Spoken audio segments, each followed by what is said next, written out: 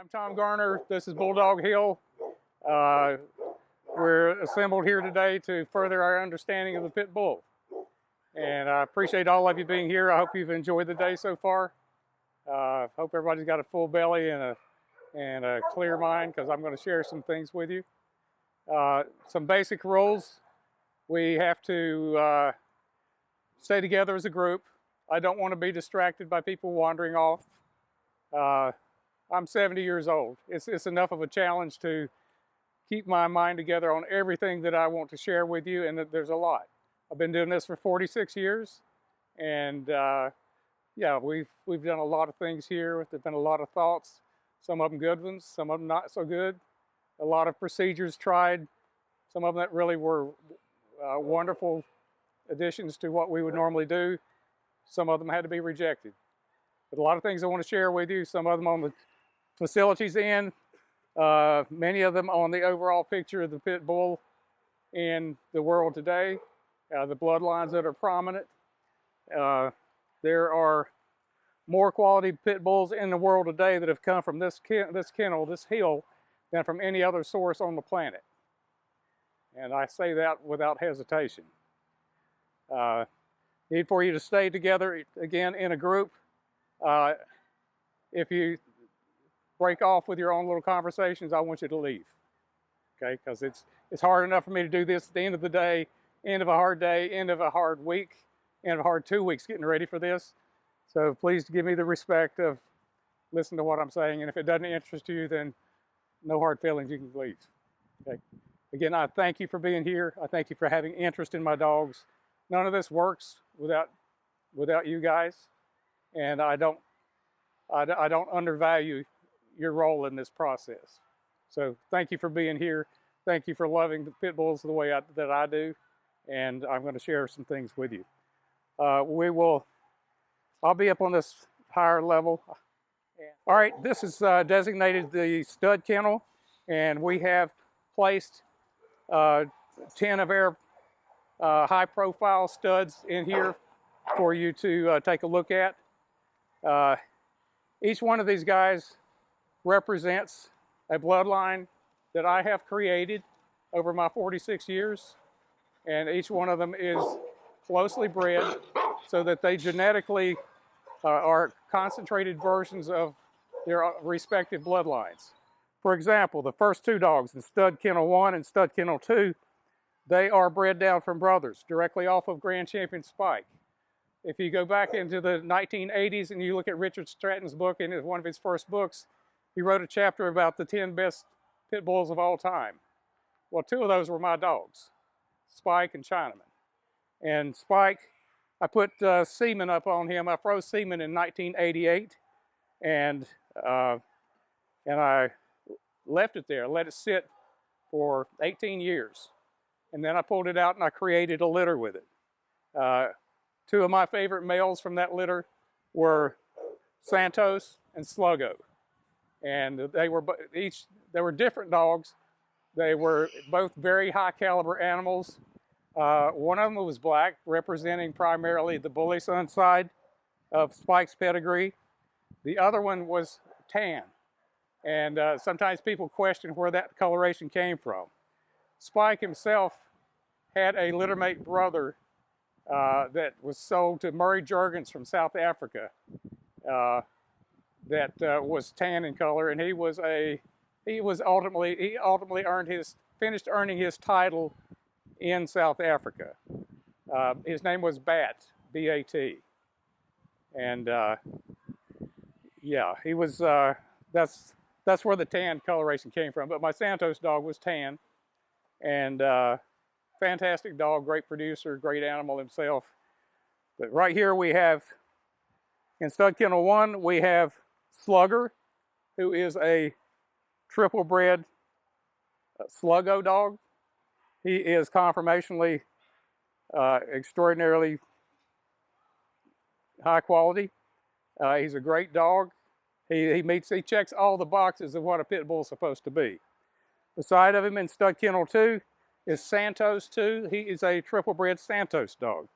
So essentially, we have sampled from the Spike gene pool from the 18-year-old frozen semen, Santos and Slugger, and then as they proved their producing and performing abilities, we were able to take examples from their very best breedings and then put them back over top of them and end up with highly concentrated genes for both of them. So the much of our spike stock is captured in these two animals. Okay, here we're going to transition a little bit to the Dynomite bloodline. A lot of you are very familiar with my champion Dynomite dog. He and his offspring have impressed a lot of people around the world. Extraordinary dogs, but they're pretty typical Frisco dogs.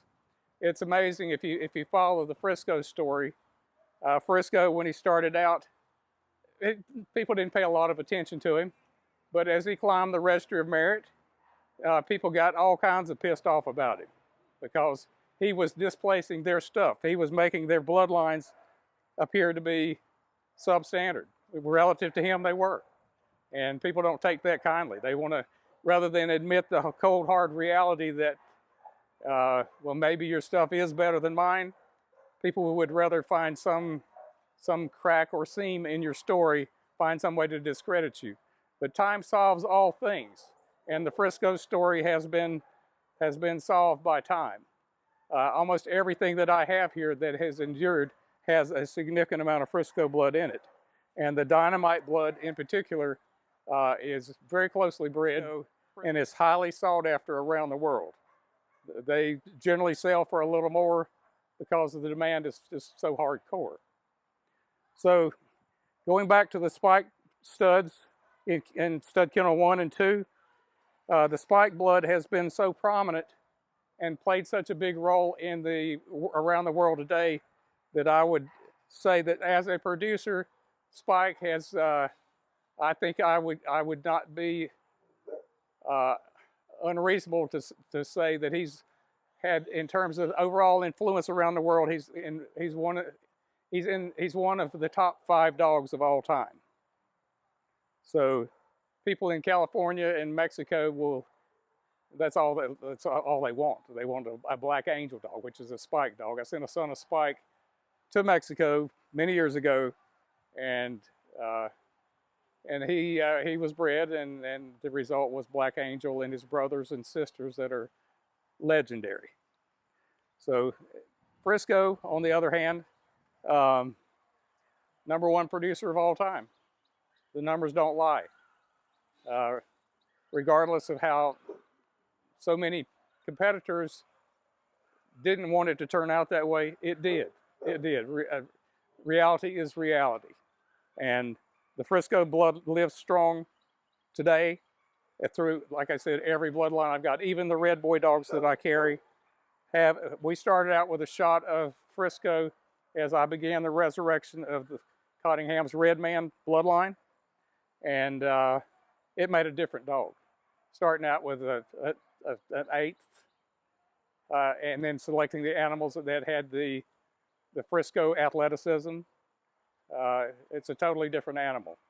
And we were able to maintain the wonderful red boy Medlin's Outlaw heart and courage, and blend that all together and maintain animals that are as we have them today from Red Boy, who is a 9-point registered merit sire. You compare that to the original Red Boy dog. The original Red Boy dog was a 3-point registered merit sire, and he's a legend in many people's minds. Well, our Red Boy was bred down from him, outproduced him by a factor of 3. So we're very proud of him, needless to say. Let me see who we have here next. Okay, this is a dog named Zed Prime. I had fun naming this dog. Zed is another word for 0, and a prime number is any number that's indivisible by anything other than 1 in itself. So the enigma becomes, is 0 a prime number? because you can multiply it by any number and get 0. So anyway, I was just having a fun little mathematical exercise with that. But it sounds pretty cool, doesn't it? Zed Prime? Sounds like a badass, right? Well, he is. He's a fantastic physical specimen, superior athlete. I'm hoping he'll jump up there so we have a show and tell situation, not just tail. But Zed is he's off 2 highly illustrious dogs. He's off of Akuma. Akuma is a fantastic athlete. He is the heir apparent to the Dexter, the champion Dexter spot in our program. Akuma is very much like his father, at least as good as Dexter. So we bred Akuma to Loetta. Loetta is generally regarded as the probably the best 37-pound bitch in the world over an extended period of time. So those are pretty high credentials. They're closely related. Both of them bred from the El Negro dogs. El Negro himself was the product of breeding the Maverick blood into the Frisco blood. Maverick was Floyd Boudreaux's prime Eli dog. One of the remarkable things being that he was bred down from Floyd's favorite dog, which was the Bose dog. Floyd had all these wonderful dogs come from his bloodlines. Eli Jr., Bully Son, but the one that was his favorite was Bose. And I've noticed over my 46 years that the very best Eli dogs have Bose mixed with them. So you can make a note of that in your breeding programs and studying your own pedigrees. I didn't design my acquisition of Eli blood. I didn't design it for all of the branches to incorporate Bose with Eli. I selected the bloodlines that I respected the most and brought them together, like the Spike blood with Black Betty, and like with the El Negro blood and the Bose blood that comes with that. But it just turned out that the bloodlines that I chose, the Eli bloodlines I chose, as it turned out, they had Bose in them. So that's the most validating factor right there. If you don't set out to do it, but you set out to have the best that you can have, and the ones that proves to be the best are the ones that had it. So hopefully you understand that distinction.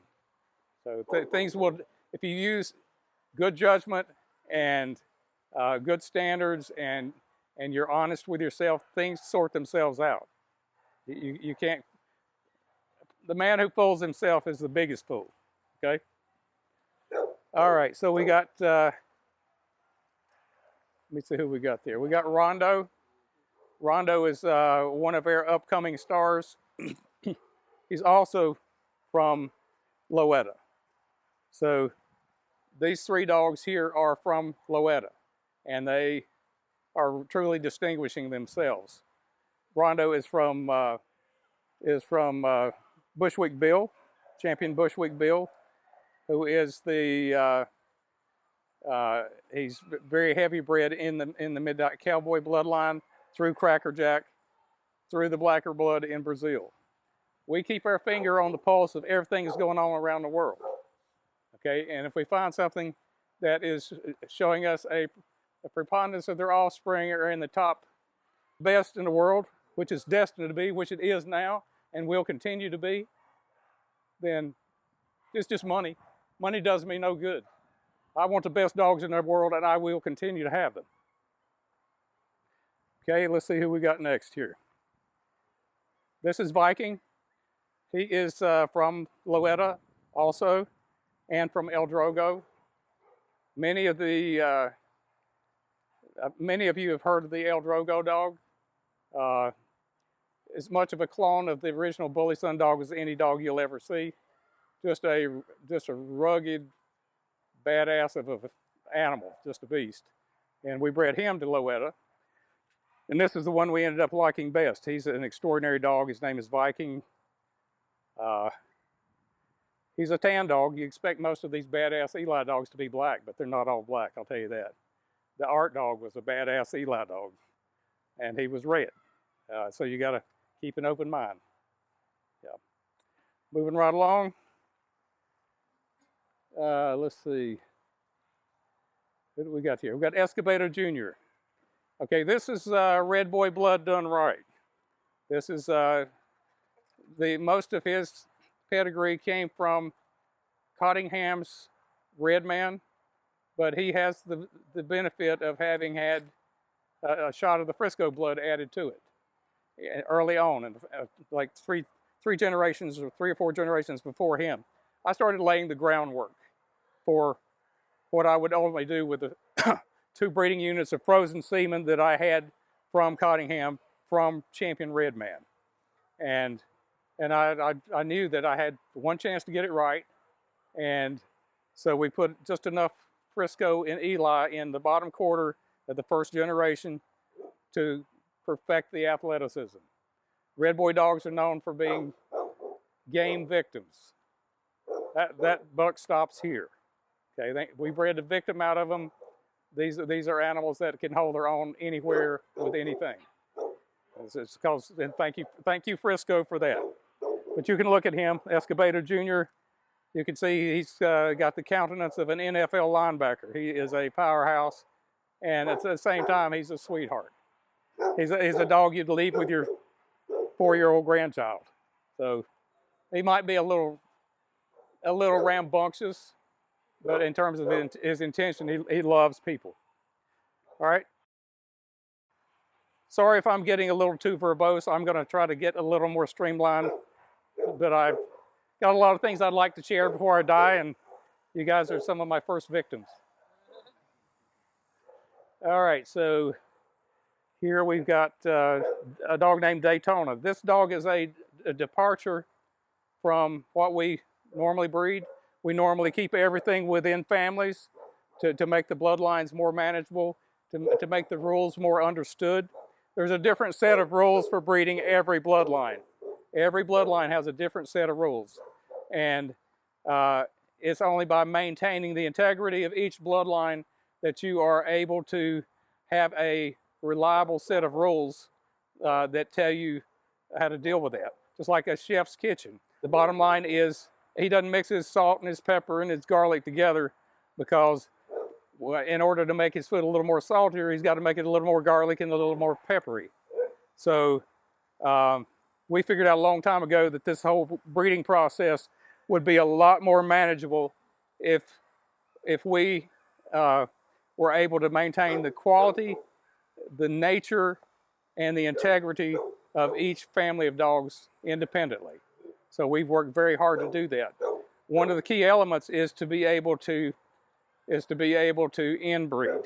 Okay. Whenever I arrived on the scene, the Eli dogs were very inbreedable right off the bat. So much of the athleticism from the Eli blood comes from recessive genes. You can breed it tight and they just get badder and badder every time you bred them tighter. Not true for most bloodlines, but I've learned over time that you can make the transition from not inbreedable to inbreedable through selection, making sure that you do your inbreeding, but only pick the perfect animals to move forward with. The spike dogs, whenever I first started with them, they didn't inbreed well. And you'd have a lot of issues like heart murmurs, underbite. But we added the little Frisco here and there, and then picked the dogs that had the best spike qualities and also the best Frisco qualities. And we soon got, in 2 or 3 generations, we got those dogs to the point that we could inbreed them and they would get more uniform, and you knew exactly before you did your breeding what you're going to come out with. You know, you look at all these various breeds that are uniform. All Cocker Spaniels look like Cocker Spaniels. Beagles look like Beagles for the most part. Experts can tell them apart from a mile away, but essentially the essential general characteristics are predictable. They have gone through systematic procedures to eliminate excess variability within the gene pool, and it's like you stamped them out with a cookie cutter. Okay, and that's what we're working to do here. But the way that happened with other breeds was not just good luck. It didn't just happen one day. They inbred the crap out of them and only selected the ones of the proper phenotype to move forward with. So it is, as much as people don't want to think so, it is one of the most established procedures on the planet. And it happens in agriculture, with crops, with animals, with livestock. Inbreeding is a tool. Inbreeding used is a problem.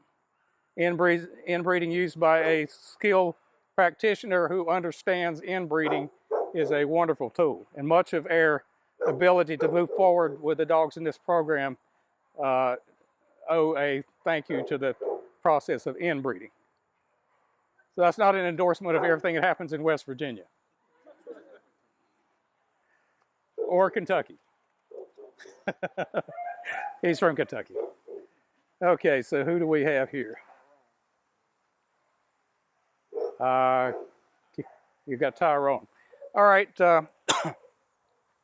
Whenever the LT Ray phenomenon hit, I thought, well, obviously this bloodline or this great dog has benefited from the fortuitous, random coming together of dominant genes from 3 or 4 different bloodlines. You got the best from the alligator line, you got the best from the Chinaman Eli line, you got the best from the red boy line, and it all popped up in one dog, and that dog's a badass. Okay, that's LT Ray. But then what happens in the next generation? Okay, so I took it as a personal challenge to acquire enough of the high quality LT Ray stock and semen to put together what I consider to be the right way to preserve this bloodline. And my answer was to start out with a lot of close breeding. So I acquired a daughter of LT Ray. I bought semen from LT Ray and inseminated her. I got 2 males and 6 females from that litter. We struck gold on that. And this is one of the males. He's double bred LT Ray, and he has been a ball of fire. He and his brother, this is Tyrone, he and his brother Tyrese have been wide open on fire since they were 11 months old. Very fine animals. I've also got 5 females, and then I bought the champion NASCAR dog, and that was a lot of piles of money. Okay, so I spent the money and bought the best son of LT Ray, and bred him to the 5 females that I got from the breeding that created him. So we have preserved the LT Ray bloodline. We haven't perfected it yet. The Daytona dog. I add about him was that we bred NASCAR to a close bred Eli female. This is the next step in what we'll be doing with him. Okay, so he was NASCAR back into a heavy Eli female, and he is an extraordinarily rugged, tough, physical specimen that will, even though he's a cross, he will see significant time as a stud here on this yard. He played out exactly the way you would hope that a cross like that would, and it gave us a rule or a guideline as to what we can expect whenever we breed him into inbred Eli females. So he's the pure stuff. He's double bred LT Ray. He's the cross. He's NASCAR into one of our El Drogo Lowetta females. So we're still working on that problem, but we will prevail. There'll be a time that all the LT Ray stuff will be at a higher level than it is now. It will be something people will be chasing because we have defined it through inbreeding, through outcrossing, and combinations in between. All right, down at the end is Akuma, son of Champion Dexter. Akuma is, what is he, 9 years old now? He looks like he's about looks like he's about 5 or 6. Very strong, vital dog. Very tight bred. It's interesting that a lot of people, vets in particular, will talk down inbreeding because they say it negatively affects the health of a dog. Well, I've seen the opposite of that. The the longest lived female that I ever had lived to be 17 years old, and that was Lady Princess. Her father was double bred Chinaman, her mother was triple bred Chinaman. So you got 75% Chinaman on the top, 87.5% on the bottom, blended together, and she lived to be 17 and had her last litter at 14.5. Okay, so that's it. Inbreeding is a crapshoot, but you gotta, in order to play the game, you gotta throw the dice, right? And then the ones that come up a desirable combination, then you preserve it. And the ones that don't, then you find them a good home. All right, any questions about this so far? We've got quite a bit more to do.